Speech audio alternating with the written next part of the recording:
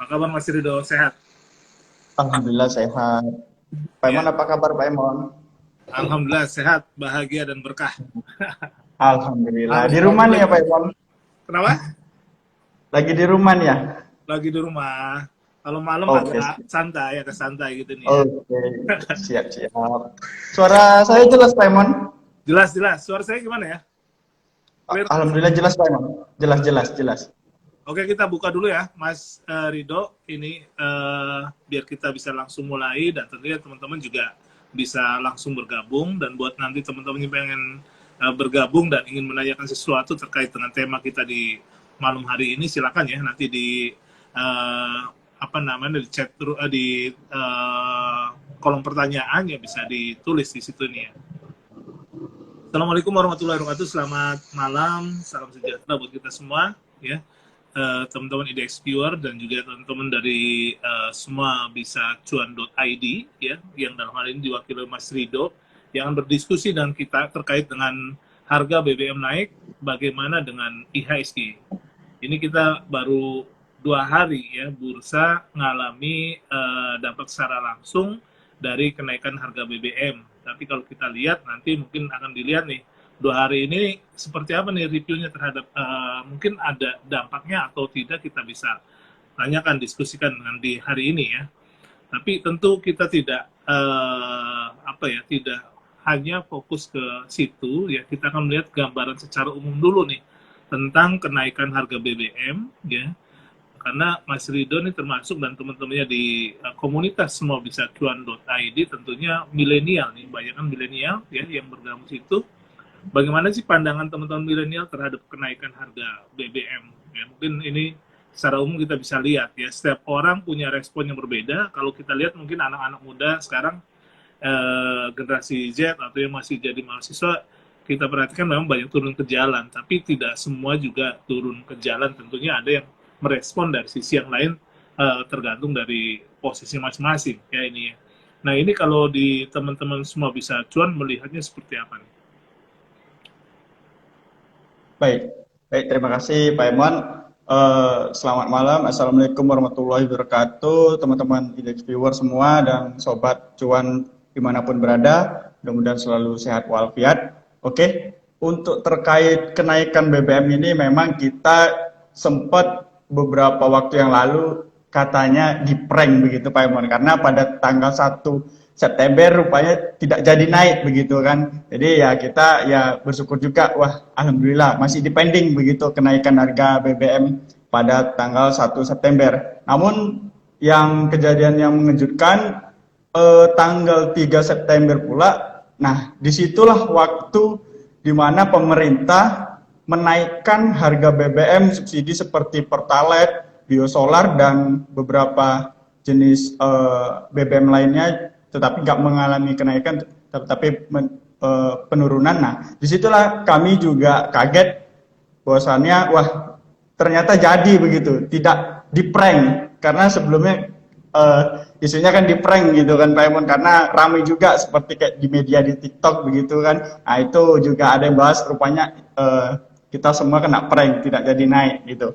Jadi kalau menyikapin terkait kenaikan BBM ini sendiri, saya lebih secara subjektif, secara pribadi itu memandangnya begini Pak Emon, pemerintah lebih meningkatkan efisiensi dari penyaluran ataupun pihak-pihak mana yang lebih tepat sasaran untuk menerima subsidi BBM tersebut. Jadi yang lainnya ataupun dari beberapa yang mestinya tidak mendapatkan subsidi BBM, nah itu tidak dapat lagi. Contohnya mungkin ya pembatasan terkait jenis kendaraan bermotor yang seperti tipe apa yang tidak mendapatkan BBM subsidi. Kemudian dari beberapa tipe tersebut ya kita juga inginnya tuh lebih ditegaskan lagi dari pelaksanaannya di lapangannya begitu,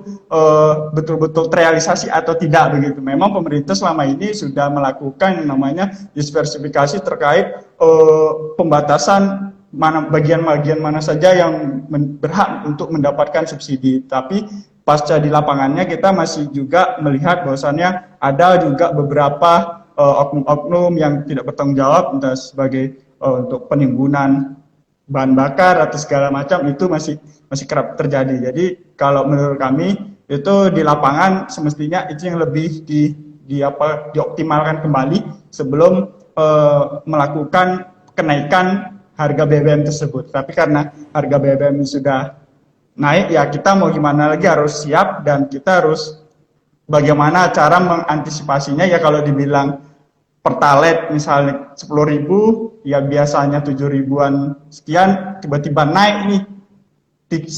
Kalau bicara persentase kan 30%-an itu Pak Imon ya. Ya itu ibaratnya tiba-tiba langsung blek naiknya, ya otomatis juga mempengaruhi nih gitu kan, dari psikologi, mental, ataupun nanti dari segi inflasi juga bakalan terdampak gitu Pak Imon.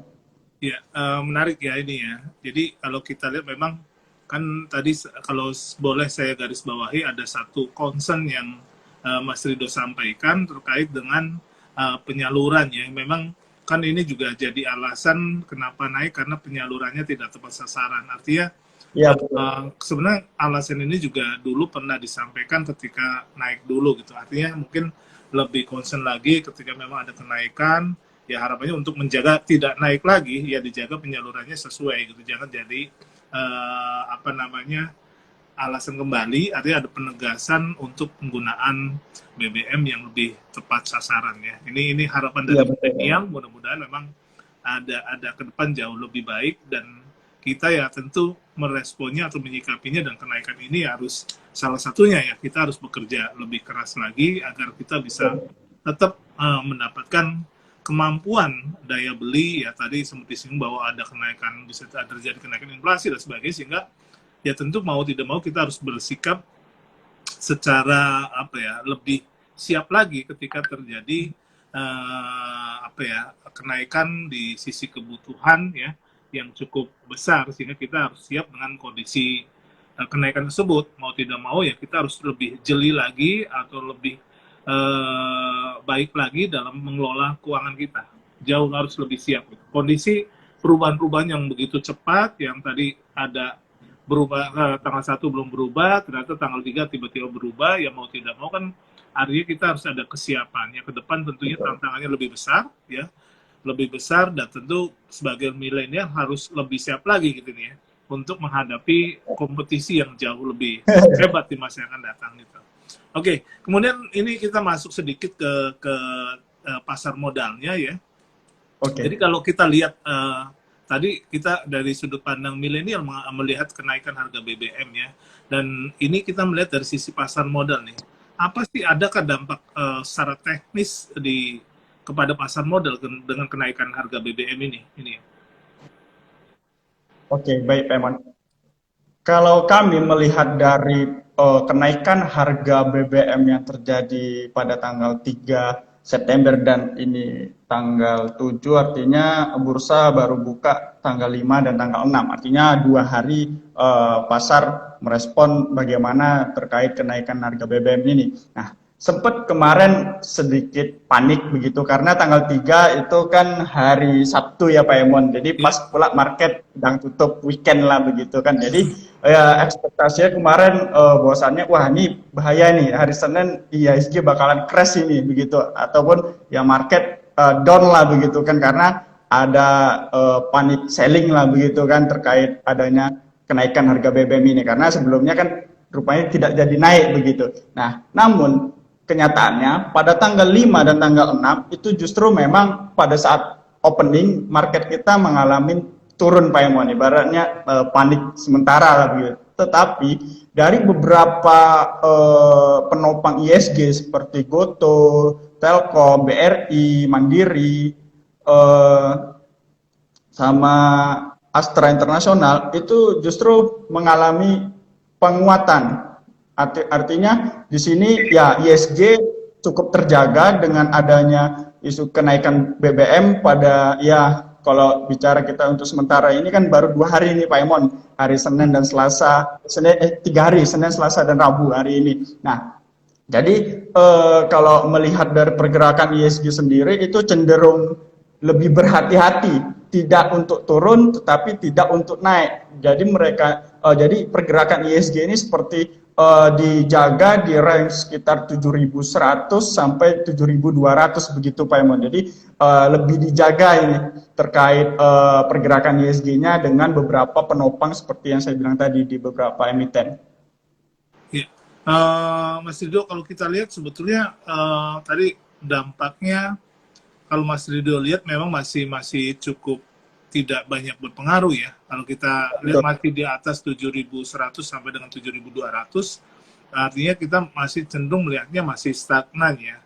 Ini kemungkinan kalau kita perhatikan lagi dampak secara, kalau kita tadi dampak teknis ya, kan ini juga ramai ya. Kalau kita lihat, ya mudah-mudahan tidak menjadi satu crash di sisi, karena kita lihat banyak juga aksi-aksi yang dilakukan oleh teman-teman kita di mahasiswa, kemudian juga di guru dan sebagainya terhadap dampak kenaikan, karena adanya kekhawatiran akan kenaikan kebutuhan yang signifikan. Ada nggak sih dari sisi itu yang mungkin menjadi sebab juga kenapa IHSG tidak agresif gitu, melihat kondisi itu? Ada nggak pengaruhnya?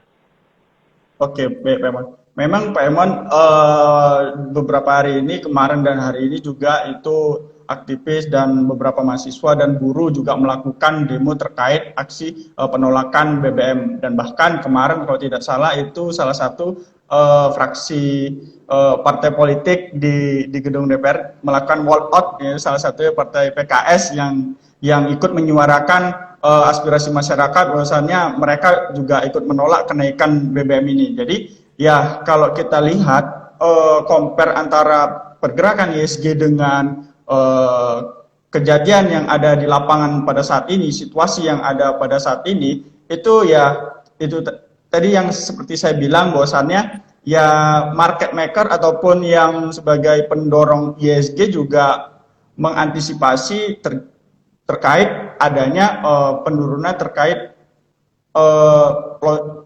pada saat terjadinya demo tersebut. Maka dari itu market maker pun atau sebagai penopang ISG berhati-hati ya untuk wait and see juga terkait ini mau dibawa kemana nih ISG kita, begitu mau lanjut break di 7.300 atau turun di bawah 7.000. Karena saat ini kalau kita bicara terkait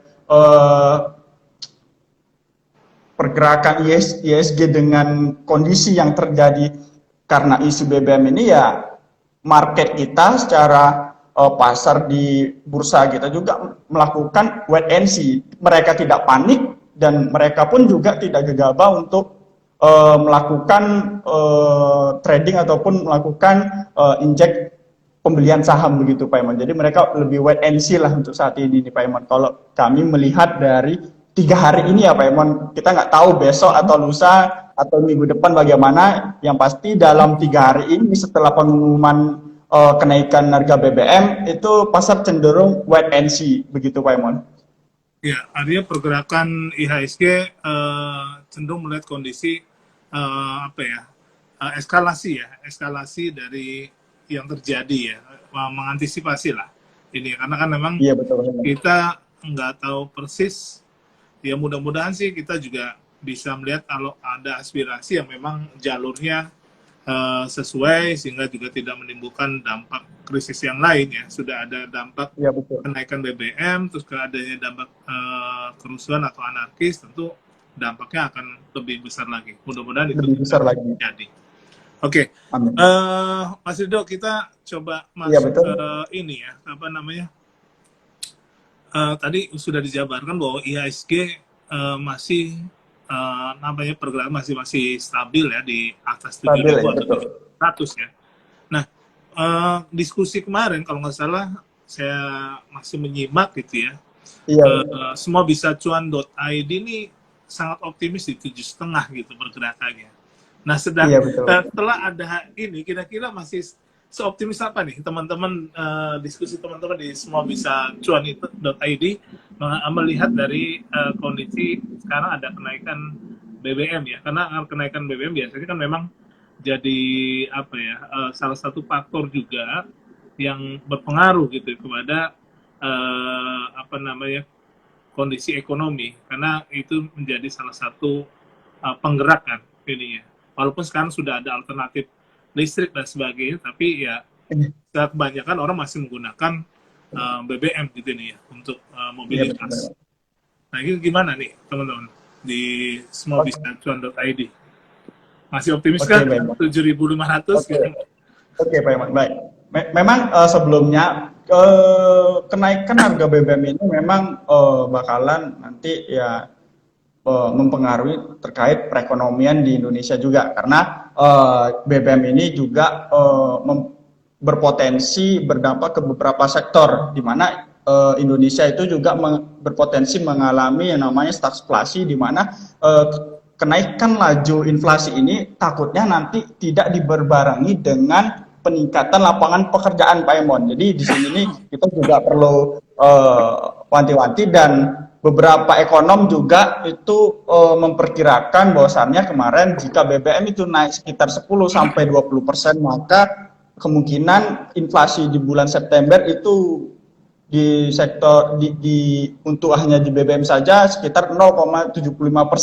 Nah, itu hanya baru di BBM saja, belum lagi di sektor yang lainnya. Dan beberapa juga ekonom seperti saya ada membaca artikel Faisal juga memperkirakan kenaikan harga BBM itu juga akan memicu kenaikan inflasi karena dampaknya itu langsung terhadap efek yang domino begitu terkait baik itu jasa transportasi, distribusi hingga kenaikan sebagai harga barang dan jasa lainnya. Tetapi ekonom Faisal tersebut berpendapat bahwasannya inflasi sampai akhir 2022 itu masih diprediksi akan terjaga di kisaran 6,27%. Nah, dari sini juga kami juga memprediksi dan menganalisa bahwasannya dampak kenaikan dari harga BBM ini bisa jadi itu mengalami goncangan sekitar 1-2 bulan ke depan Pak Emon. Namun di bulan ketiga, keempat seperti bulan November, Desember itu bisa melakukan pemulihan lagi begitu seperti